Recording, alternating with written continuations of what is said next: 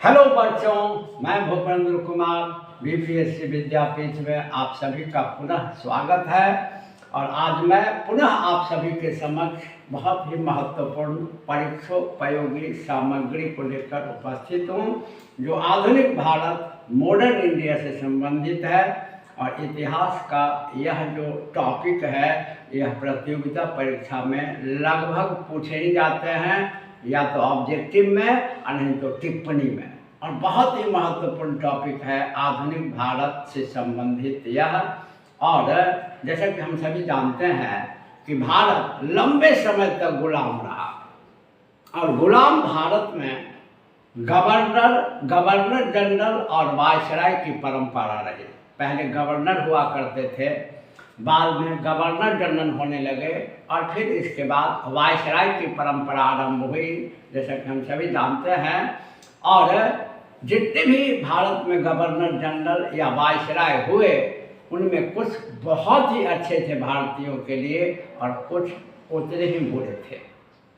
तो आज मैं आपके समक्ष दो ऐसे वायसराय की चर्चा करूंगा जो प्रतियोगिता परीक्षा में बहुत ही प्रमुखता से पूछे जाते हैं, जिनके बारे में, और इनमें से एक काफ़ी बुरे हैं और एक उतने ही अच्छे हैं। आप बराबर देखेंगे कि इन दोनों वायसराय से संबंधित प्रश्न लगभग हर प्रतियोगिता परीक्षा में रहते हैं, और BPSC mains, UPSC mains, UPPSC mains और झारखंड में इन पर टिप्पणी आए दिन पूछे जाते रहते हैं मुख्य परीक्षा में।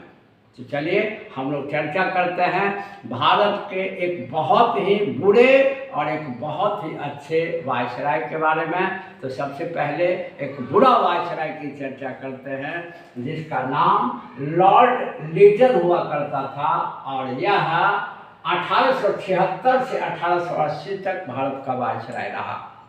यह अत्यंत ही प्रतिक्रियावादी, घोर प्रतिक्रियावादी था। भारतीयों के प्रति इसके मन में नफरत की भावना थी।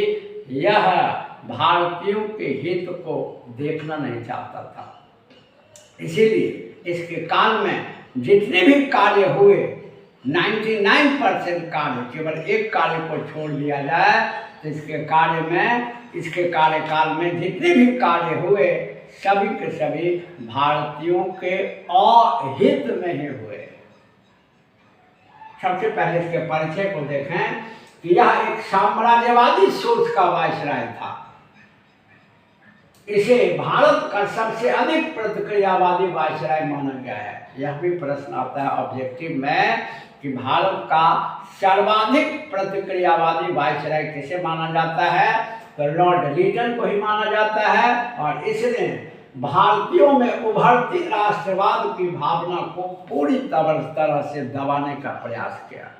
तो यह इसका परिचय है। यह घोर साम्राज्यवादी था, यह घोर प्रतिक्रियावादी था, और यह कभी भी भारतीयों का हित नहीं चाहता था, और भारत में उभरती राष्ट्रवाद की भावना को दबाने का इसने हर संभव प्रयास किया। यह इसका मुख्य परिचय है।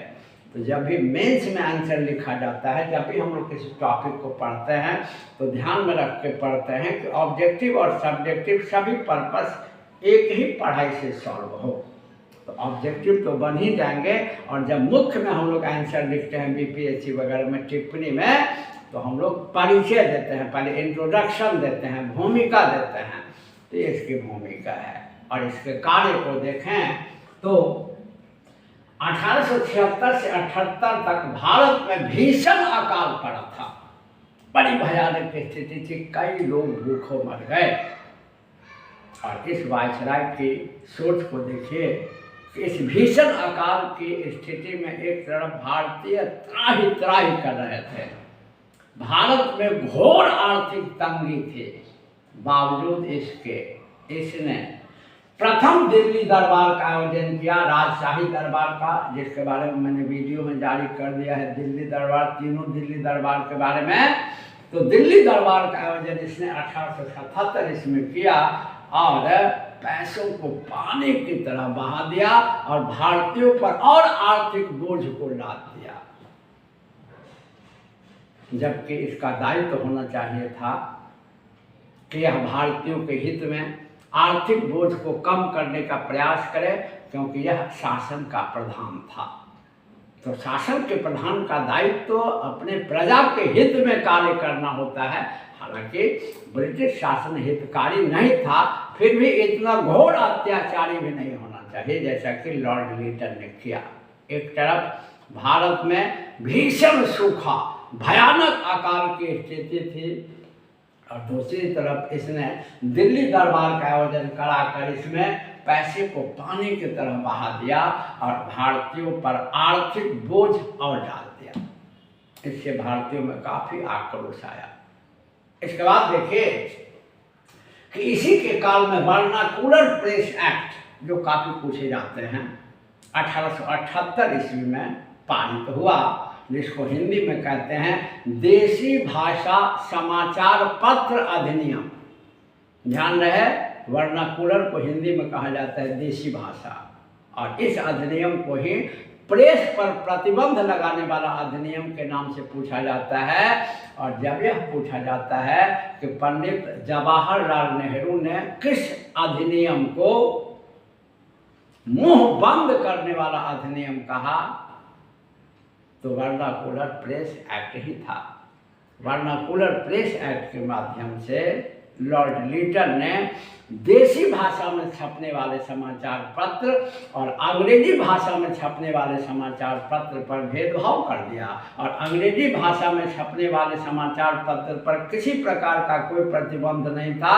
लेकिन भारत में जो देसी भाषा में छपने वाले समाचार पत्र थे, नेटिव लैंग्वेज में, जैसे सिंधी में, जैसे मराठी में, जैसे गुजराती में, तो क्षेत्रीय भाषा में जो छपने वाले समाचार पत्र थे, जिनके माध्यम से भारतीय आपस में विचारों का आदान प्रदान करते थे, इस पर प्रतिबंध लगा दिया लॉर्ड लीटन ने। इसीलिए 1878 के वर्नाकुलर प्रेस एक्ट को प्रेस पर प्रतिबंध कहा जाता है। इससे भी भारतीयों में काफ़ी आक्रोश आया। इसके बाद इसके काल में शस्त्र अधिनियम पारित हुआ, और यह रंग भेद नीति पर आधारित थी, आर्म्स एक्ट। इसके काल में 1878 ईस्वी में शस्त्र अधिनियम पारित हुआ, और शस्त्र अधिनियम में यह प्रावधान था कि कोई भी भारतीय यानी काला नस्ल का लोग बिना लाइसेंस के, अनुज्ञप्ति के, लाइसेंस को हिंदी में अनुज्ञप्ति कहते हैं, बिना अनुज्ञप्ति के या लाइसेंस के अस्त्र शस्त्र नहीं रख सकते। लेकिन इसी भारत में जो गोरे नस्ल के लोग थे, अंग्रेज और एंग्लो इंडियन, ये रख सकते हैं। तो आप भी समझ सकते हैं कि यह भेदभावपूर्ण नीति थी, भेदभावपूर्ण कानून था, रंग भेद पर आधारित कानून था। काले लोगों के लिए यह प्रावधान कर दिया गया, काले अर्थात भारतीयों के लिए, शस्त्र अधिनियम के तहत, कि कोई भी भारतीय बिना लाइसेंस का अस्त्र शस्त्र नहीं रख सकता, लेकिन अंग्रेज रख सकते हैं। इससे भी भारतीयों में काफ़ी आक्रोश आया। स्वाभाविक सी बात है, इस प्रकार की भेदभावपूर्ण नीति से किसी को भी आक्रोश आ सकता है। तो इसके काल में जो शस्त्र अधिनियम आया, यह काफ़ी भेदभावपूर्ण अधिनियम था, और इसने सिविल सेवा में प्रवेश की आयु को 21 वर्ष से घटाकर 19 वर्ष कर दिया, जिससे कई भारतीय सिविल सेवा में शामिल होने से वंचित हो गए। आप सभी जानते हैं कि 1833 ईस्वी में अधिनियम बना था, जिसमें यह प्रावधान किया गया था कि भारतीयों को सिविल सेवा में शामिल किया जाए। लेकिन इसका अंतर्निहित उद्देश्य उचित नहीं था। एक तो सबसे पहले कि इसका एग्जाम, परीक्षा भारत में नहीं होता था, ब्रिटेन में होता था। इसका ट्रेनिंग भी ब्रिटेन में ही होता था। तो भारत के लोग वहाँ जाना, जो सक्षम थे वही जा सकते थे।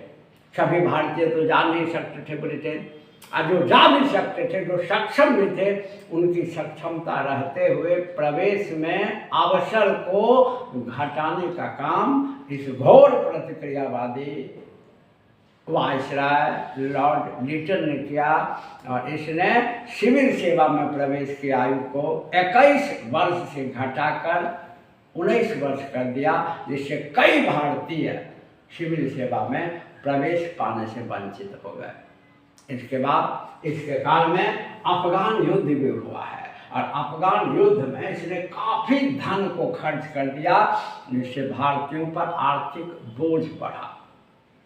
तो इसके काल में जैसा कि मैंने आपको बताया, जितने भी कार्य किए गए वे लगभग सभी कार्य भारतीयों के अहित में थे, भारतीयों के विरोध में थे।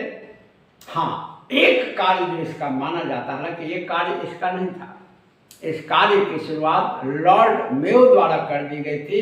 भारत में आर्थिक विकेंद्रीकरण, इकोनॉमिक डिसेंट्रलाइजेशन का जो प्रोसेस था, आर्थिक विकेंद्रीकरण के प्रोसेस को लॉर्ड मेयो ने स्टार्ट किया था। इसने इस कार्य को आगे बढ़ाया, अन्यथा इसके सभी कार्य भारतीयों के विरोध में ही थे, भारतीयों के अहित में ही थे और इसने किसी भी दृष्टिकोण से भारतीयों के हित का कार्य नहीं किया, जैसा कि आप इसके सभी कार्यों को देख सकते हैं। और लॉर्ड लीटन के ठीक बाद लॉर्ड रिपन आया। लॉर्ड लीटन के सक्सेसर थे और लॉर्ड रिपन का जो कार्यकाल है वो 1880 से 84 तक है, 1880 से 1884 तक। और जितना ही कुकृत्य, जितना ही बुरा कार्य लॉर्ड लीटन ने किया, उतना ही अच्छा कार्य लॉर्ड रिपन ने किया। सबसे पहले तो इन्होंने लॉर्ड लीटन द्वारा किए गए जितने भी गलत कार्य थे, अहितकर कार्य थे भारतीयों के दृष्टि से, उस सभी को समाप्त कर दिया और अपनी तरफ से ऐसे ऐसे कार्य किए कि भारत के इतिहास में यदि किसी गवर्नर जनरल को महानुभाव कहा जाता है तो यह लॉर्ड रिपन को ही कहा जाता है। यहाँ भी एक बहुत ही प्रमुख जीके है ऑब्जेक्टिव के लिए कि किस गवर्नर जनरल को महानुभाव कहा भारतीयों ने, यह लॉर्ड रिपन ही थे। और कहा जाता है कि जब ये जाने लगे भारत से तो इनके गले में इतनी फूलों की माला लाद दी गई, इनका सिर तक ढक गया था। स्वाभाविक सी बात है, इनके सभी कार्य भारतीयों के हित में थे। तो ये भारत के जितने भी वायसराय थे उनमें सबसे अच्छे वायसराय माने जाते हैं। और इनका परिचय है कि प्रधानमंत्री के पुत्र थे। लीटन के विपरीत इनमें जनतांत्रिक चेतना था, ये जनतांत्रिक चेतना के समर्थक थे और इन्होंने भारतीयों के हित में कई कार्य किए। इन्होंने कई प्रगतिशील कदम उठाए जिनकी चर्चा यहाँ पर की गई है और इन्हें भारतीयों द्वारा महानुभाव रिपन कहा गया है। जवाहरलाल नेहरू ने भी इसका समर्थन किया था।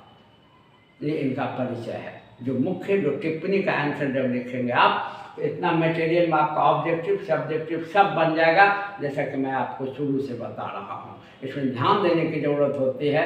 बहुत ज़्यादा अच्छी पढ़ाई के लिए बहुत ज़्यादा तामझाम की ज़रूरत नहीं होती है। तथ्य को बढ़िया से समझें, आपकी लेखन शैली अच्छी हो, आपका कॉन्सेप्ट बेहतर हो और आप उसको सही ढंग से एक्सप्रेस कर सकें तो निश्चित रूप से अधिक अंक आप अर्जित कर सकते हैं मुख्य परीक्षा में। तो मुख्य परीक्षा में चाहे वो लॉन्ग आंसर लिखना हो, चाहे वो टिप्पणी वाला आंसर लिखना हो, आपको परिचय देना ही होता है, जिसको भूमिका कहते हैं। तो ये इनका परिचय है। अब इनके कार्यों पर ध्यान दें तो इनका कार्य सबसे पहले इन्होंने वर्नाकुलर प्रेस अधिनियम को समाप्त कर दिया, जिसके द्वारा लॉर्ड लीटन ने भारत में प्रेस पर प्रतिबंध लगा दिया था।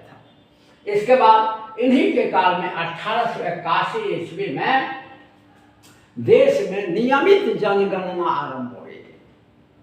वैसे ऐतिहासिक रूप से जैसा कि हम सभी जानते हैं कि भारत में पहली जनगणना 1872 ईस्वी में लॉर्ड मेयो के काल में हुई थी, लेकिन ये कंटिन्यू नहीं रहा। और नियमित जनगणना की शुरुआत 1881 ईस्वी में लॉर्ड रिपन के काल में ही आरंभ हुआ और 2011 तक यह लगातार चलता रहा। इस बीच में 2021 की जनगणना में विलंब होने का कारण था कोविड महामारी। तो नियमित जनगणना की शुरुआत से काफ़ी पूछा जाने वाला करीम क्वेश्चन है। नियमित जनगणना की शुरुआत 1881 ईस्वी में लॉर्ड रिपन के काल में हुई थी। इसके बाद वित्तीय विकेंद्रीकरण हेतु इन्होंने लोक वित्त को केंद्र तथा राज्यों के बीच बांट दिया। वित्तीय विकेंद्रीकरण का कार्य लॉर्ड मेयो के काल में शुरू हुआ। इसको कुछ आगे बढ़ाया लॉर्ड लीटन ने भी और लॉर्ड रिपन ने, तो इसको बिल्कुल केंद्र और राज्य के बीच लोक वित्त का बंटवारा कर दिया, ताकि राज्य की निर्भरता वित्तीय मामलों में केंद्र पर न रहे और राज्य के पास अपना भी राजस्व हो, अपना भी आर्थिक स्रोत हो शासन चलाने का। तो यह भारत के शासन में या वित्त प्रशासन में एक बड़ा ही प्रमुख सुधार था। इसके बाद लॉर्ड रिपन के कार्य को देखें तो लॉर्ड रिपन के काल में ही 1881 ईस्वी में प्रथम फैक्ट्री एक्ट या कारखाना अधिनियम बना था। इससे पहले श्रमिकों का काफ़ी शोषण होता था। जो मिल मालिक हुआ करते थे, जो फैक्ट्री के मालिक थे, जो पूंजीपति थे, वो श्रमिकों का भरपूर शोषण करते थे। यह देखकर लॉर्ड रिपन का हृदय विदीर्ण हो गया और चूंकि ये भारतीयों के हित में कार्य करने वाले गवर्नर जनरल थे, इसीलिए इन्होंने अपने काल में भारत का प्रथम कारखाना अधिनियम, जो काफ़ी पूछे जाते हैं, 1881 ईस्वी में बनवाया। भारत का प्रथम कारखाना अधिनियम बनवाया और इसमें पहला यहीं से भारत में श्रम विधान, लेबर लॉ की शुरुआत यहीं से भारत में हुई है। और इन्होंने बाल श्रम को भी रोकने का प्रयास किया, जिसके लिए आज पूरा भारत की सरकार, भारत का संविधान सभी प्रयास करता है। तो श्रमिकों के हित में इन्होंने भारत में प्रथम कारखाना अधिनियम बनाया। इन्होंने बाल श्रम को रोकने का प्रयास किया। इन्होंने खास करके सप्ताह में छुट्टी का भी प्रबंध किया था। इन्होंने श्रमिकों के हित में एक बड़ा कार्य किया, प्रथम कारखाना अधिनियम बना करके। इसके बाद इनका अगला कार्य देखें, इन्होंने भारत में आधुनिक स्वरूप के स्थानीय शासन, जैसा कि आप सभी जानते हैं, कॉरपोरेशन एक्ट जो इनके काल में बना, और इन्होंने स्थानीय स्वशासन को नवीन रूप दिया। निर्वाचित प्रतिनिधि संगठन की स्थापना, आज जो आपको स्थानीय सरकार मतलब पंचायत और नगर पालिका में जो निर्वाचित संगठन है, इसकी शुरुआत इन्हीं की देन है। इसीलिए लॉर्ड रिपन को, जो काफ़ी पूछा जाता है यह प्रश्न, और सारे प्रश्न काफ़ी पूछे जाते हैं, आप इसको देखते हैं, लॉर्ड रिपन को ही भारत में आधुनिक स्वरूप के स्थानीय स्वशासन का जनक माना जाता है। आज जो हमारे भारत में पंचायत और नगर पालिका, खासकर नगर पालिका का जो रूप है, उसके स्वरूप का निर्धारण इन्हीं की देन है। इसीलिए इन्हें आधुनिक स्वरूप के स्थानीय स्वशासन का जनक माना जाता है। इसके बाद इनका कार्य देखिए, इन्होंने भारतीयों को भारत के शिक्षा के आधुनिकीकरण का काफ़ी प्रयास किया कि मॉडर्न एजुकेशन इंडियंस को भी मिले। और इसी के लिए इन्होंने 1882 ईस्वी में हंटर आयोग का गठन किया, और हंटर आयोग का गठन किया और कहा कि आप सुझाव दें कि इंडियन एजुकेशन को कैसे मॉडर्नाइज किया जाए। इतना ही नहीं, इन्होंने महिलाओं की शिक्षा के लिए भी विशेष प्रयास किया और शिक्षा का कार्य स्थानीय निकाय को, लोकल बॉडी को सौंप दिया, ताकि लोकल लेवल तक भी एजुकेशन अपडेट हो जाए। इन्होंने शिक्षा के क्षेत्र में भी बड़े सुधार के कार्य किए। इसके बाद इन्होंने, जैसा कि मैंने आपको बताया बार बार, इन्होंने लॉर्ड लीटन द्वारा किए गए सभी नेगेटिव वर्क को निरस्त कर दिया, जैसे वर्नाकुलर प्रेस एक्ट को निरस्त कर दिया। इन्होंने शस्त्र अधिनियम को भी समाप्त कर दिया, जो लॉर्ड लीटन के काल में आया था, और इन्होंने सिविल सेवा में प्रवेश की आयु को पुनः बढ़ा के 21 वर्ष कर दिया। तो लॉर्ड लीटन की गलतियों में तो सुधार इन्होंने किया ही, और अपनी तरफ से भारतीयों के हित में कई कदम उठाए। इसलिए इनको प्रगतिशील गवर्नर जनरल या वायसराय और महानुभव रिपन कहा जाता है। इसके बाद हम देखते हैं कि इन्हीं के काल में इल्बर्ट बिल विवाद आया। ये बड़ा ही महत्वपूर्ण चीज था जो हम सभी को ध्यान में रखना होगा। इल्बर्ट बिल विवाद को श्वेत विद्रोह के नाम से ही भी जाना जाता है। एक्चुअली क्या है कि इस काल में एक कानून प्रचलित था जो नस्ल भेद पर आधारित था, गोरा और काला।